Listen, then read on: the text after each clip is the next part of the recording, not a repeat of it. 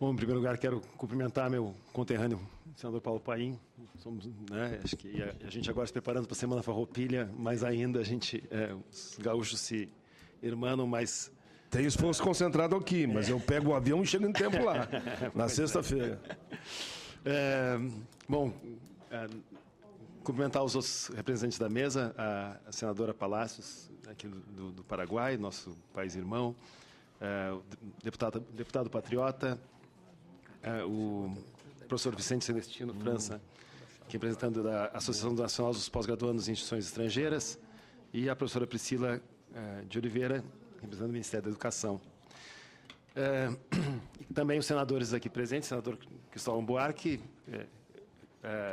símbolo da questão da educação no Brasil, né? E a professora Ângela Portela, a senadora Ângela Portela. A gente tem costume de chamar... É professora, então está ótimo, porque a gente está sempre lidando com os professores. E os senadores também do Paraguai, a senadora Cirila Concepcion e o senador Juan Antônio. Também professores. Também professores, então estamos todos em casa. Bom, acho que a iniciativa de se fazer esse debate é extremamente importante e, como membro do Conselho Nacional de Educação, eu acho que é importante também dizer que o Conselho Nacional de Educação está muito preocupado com essa situação. Nós já há praticamente um ano criamos uma comissão interna no Conselho para discutir a questão da revalidação dos títulos estrangeiros no Brasil, títulos de graduação e de pós-graduação, tanto em função do Mercosul quanto também outros países, né? E essa comissão foi criada em função de uma constatação que é uma unanimidade. Nós temos uma deficiência nos processos de revalidação de diplomas. Se tem registro, inclusive, de casos que envergonham o país, de processos que já passaram de 10 anos de tramitação dentro de uma universidade. Isso que é inadmissível, até porque a própria legislação coloca que o prazo seria de 180 dias, seria 6 meses, né? Mas, então, nós começamos a nos debruçar sobre o porquê dessa deficiência e que forma se pode tomar para agilizar esses processos e tornar esses processos inclusive, mais transparentes. A nossa preocupação por base, a preocupação da legislação brasileira toda em relação à questão da educação superior é, fundamentalmente, a questão da garantia de qualidade. Ou seja, nós estamos preocupados de que, sim, cada vez mais os brasileiros e os nossos irmãos do Mercosul tenham acesso à educação superior, mas educação superior de qualidade, não qualquer educação superior. Quando se fala de preocupação de qualidade, para nós brasileiros é muito importante ter presente que a maneira como o Brasil lida com a questão da qualidade não é exatamente igual à maneira como os nossos países vizinhos lidam. O Brasil é talvez o país que tem um processo regulatório mais duro de todo o mundo em relação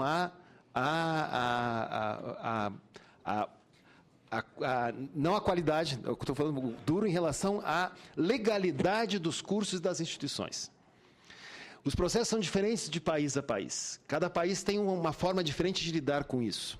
Então, quando a gente fala, é muito comum, quando discute aqui no Brasil a questão de, porque tem que ter, as universidades mesmo trazem, eu tenho que ter um curso reconhecido lá no outro país, mas o processo de reconhecimento de curso é um processo muito brasileiro. Eu não posso tratar de modo igual. Agora, o que a gente nota? Há, sim, preocupação pela qualidade através de processos diferenciados nos diferentes países. Então, aqui no Brasil, a gente tem um Sistema Nacional de Avaliação da Educação Superior, que embasa o processo regulatório. Os países, a grande maioria dos países do mundo e os países do Mercosul, de maneira especial, têm processos de acreditação de qualidade. No caso aqui do Paraguai, que está aqui presente, tem uma agência criada já dentro da discussão toda do Mercosul, um sistema muito interessante de acreditação de qualidade dos cursos, que é um sistema de concessão, podemos traduzir mais ou menos como uma concessão de um selo de qualidade, que não é uma discussão sobre a legalidade ou não legalidade do curso, é sobre a qualidade ou não daquilo que ele está oferecendo.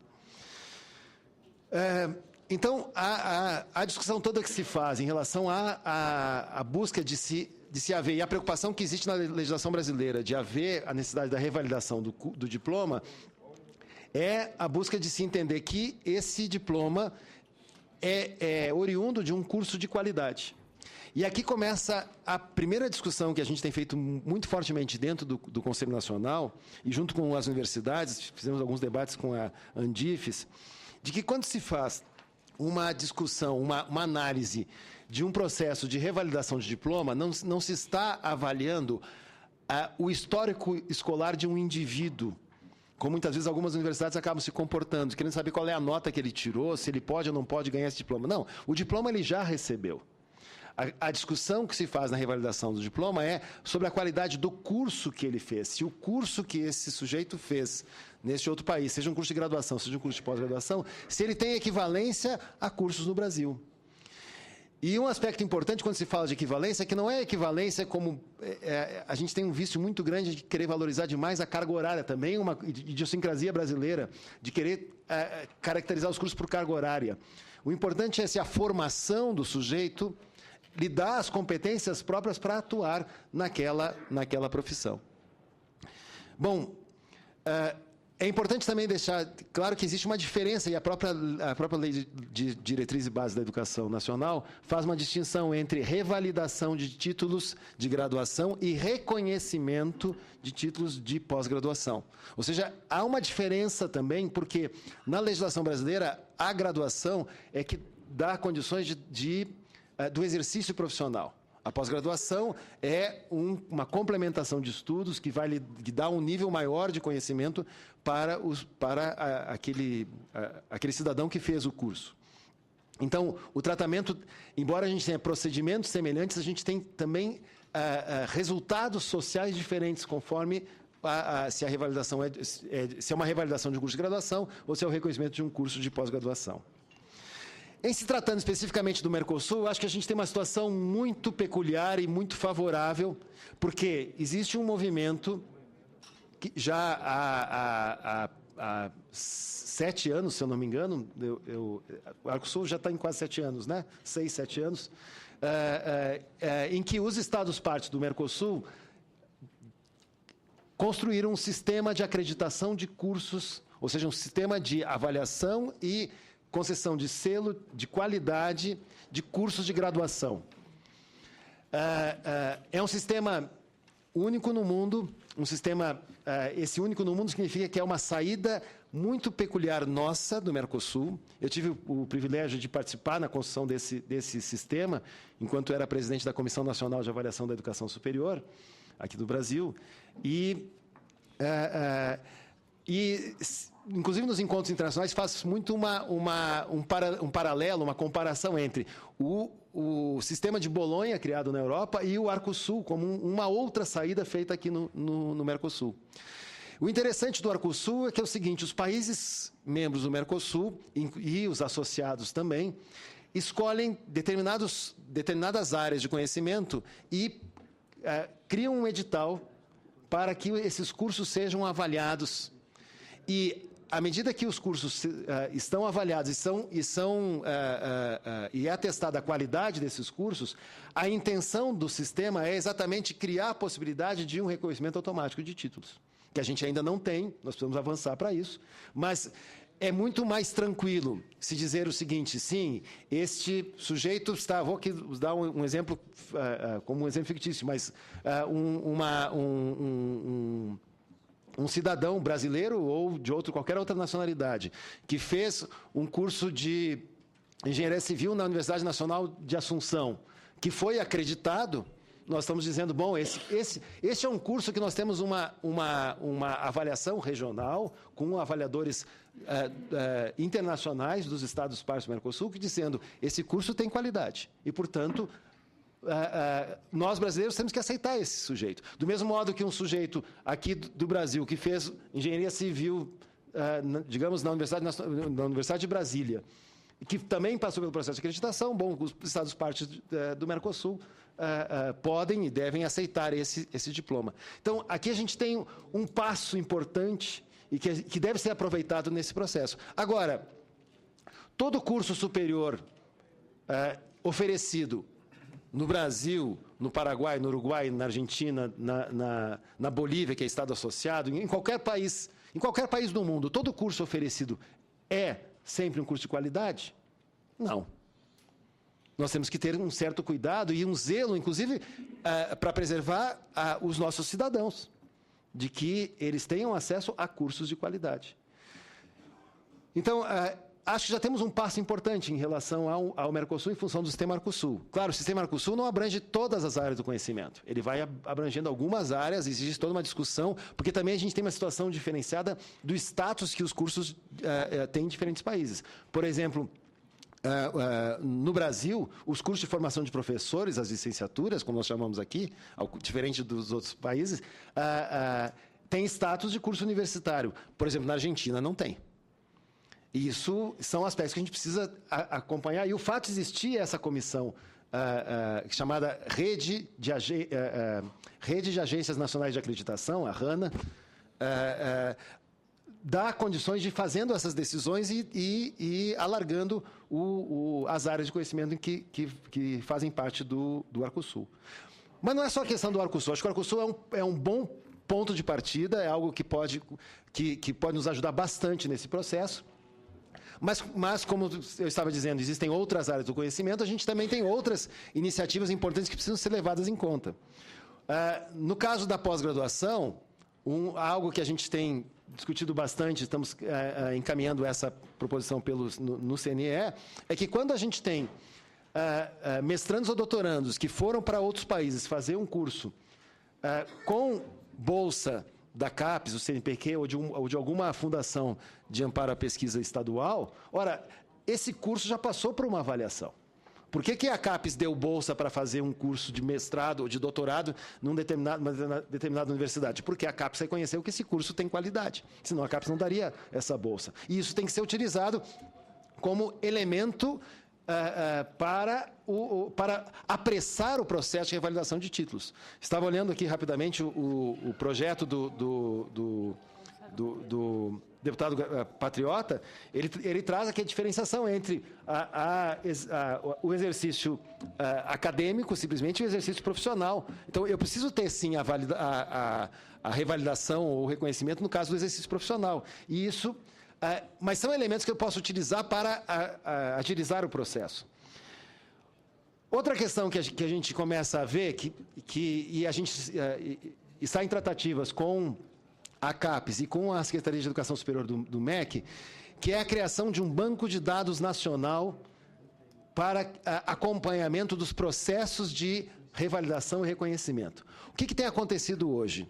Como muitas universidades acabam demorando muito tempo para tomar a decisão, o cidadão que vem querendo fazer a sua revalidação, até por uma autodefesa, ele entra com processos em diferentes universidades ao mesmo tempo. E com isso está fazendo o quê? Que a fila fique maior ainda. Ora, se nós tivermos, e a gente já tem um protótipo feito, desenvolvido pela PUC do Rio Grande do Sul, a pedido da CAPES, e que já está franqueado para o MEC e para a CAPES, se a gente tiver um banco de dados nacional, no momento que uma pessoa entrou com um pedido de revalidação em uma universidade, isso já está presente, já está aberto para todas as universidades saberem. E dá para priorizar. Agora, esse banco traz uma outra grande novidade, uma outra grande vantagem. É a análise de casos similares. Digamos que aqui o professor Vicente veio com um diploma de doutorado na Espanha, numa universidade espanhola. Vou aqui fazer uma fantasia aqui, um mestrado em educação. Está terminando meu tempo? Desculpa. Vai tranquilo, porque não tem censura. Certo. Um mestrado em educação na Universidade de Madrid. E ele entrou lá na Universidade Federal de Juiz de Fora e foi concedido que ele realmente, esse diploma tem validade. Eu fiz o mesmo curso, na mesma época, com os mesmos professores, e entrei com um pedido na Universidade de Brasília. Tendo o sistema, a Universidade de Brasília pode ver assim, opa, existe um projeto, existe um processo semelhante de uma pessoa que fez o mesmo curso, na mesma área, na mesma universidade, com características muito semelhantes, portanto, a decisão tomada na Universidade de Juiz de Fora pode ser aproveitada na Universidade de Brasília. Então, o Brasil é muito grande, a gente precisa ter formas de comunicação disso. Acreditamos que a instalação de um banco de dados nacional vai ajudar enormemente a que esse processo possa ser aligerado. Tendo presente sempre o quê? Nós não estamos abrindo mão, a gente acha que não deve se abrir mão de uma análise da qualidade do curso, mas sempre chamando a atenção para isso. E a gente quer mudar um pouco a cultura das universidades. De novo, uma coisa que eu já disse antes, mas acho que não custa repetir. O importante no processo de revalidação de título ou de reconhecimento de título de pós-graduação não é a avaliação do indivíduo, mas é a avaliação do curso que ele fez. Se o curso é de qualidade, eu posso declarar que ele é equivalente a um curso brasileiro de qualidade também. E um último ponto que a gente também está discutindo dentro do Conselho, que foi uma proposta que veio da Andifes, é que possa haver convênios entre universidades de reconhecimento mútuo de diplomas. A Universidade X, a Universidade Federal do Rio de Janeiro, faz um convênio com a Universidade de Erasmus de Roterdã, na Holanda, de reconhecimento mútuo de diplomas numa área X, porque eles têm que analisar os cursos. Por exemplo, na área de ciência da computação. Para evitar que esses convênios possam ser usados de maneira talvez inescrupulosa em algumas situações, porque qualquer instituição de educação superior poderia fazer esse tipo de convênio, a proposta que veio da Andifes é o seguinte: havendo um convênio desses e o Conselho Nacional de Educação chancelando esse convênio, passa a se ter a seguinte informação no próprio sistema de que todos os diplomas daquele curso emitidos por aquela instituição sejam submetidos à universidade que já tem esse convênio, o que vai possibilitar um processo muito mais rápido. Então, a gente entende que precisamos aperfeiçoar o processo, mas que a gente já tem bons passos para que esse processo realmente seja aperfeiçoado e que a gente possa avançar e ter uma situação mais justa, porque a gente tem realmente situações de injustiça que precisam ser corrigidas. Obrigado.